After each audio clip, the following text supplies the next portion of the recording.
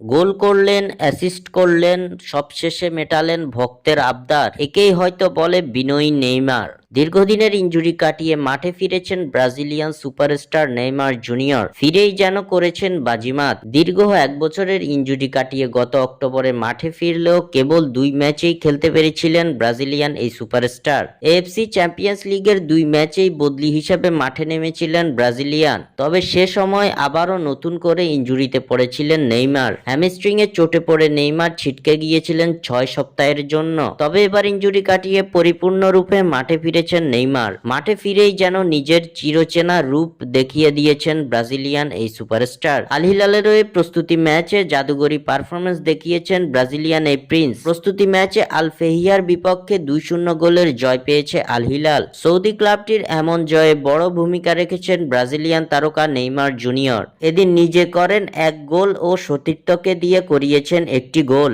দুর্দান্ত এই পারফরমেন্সের পর বিন্দুমাত্র অহংকার দেখাননি নেইমার জুনিয়র। ম্যাচ শেষে মিটিয়েছেন ভক্তদের আবদার। আল ফেহিয়ার বিপক্ষে ম্যাচ শেষে গ্যালারিতে থাকা দর্শকদের সঙ্গে সেলফি তুলেছেন নেইমার জুনিয়র। বিনয়ের সাথে মিটিয়েছেন সকলের আবদার। যে কোনো ধরনের পরিস্থিতিতে ভক্তদের আগলে রাখতে জানেন নেইমার, এটাই যেন তার প্রমাণ। স্বাক্ষর থেকে সাদবিন ইসলাম।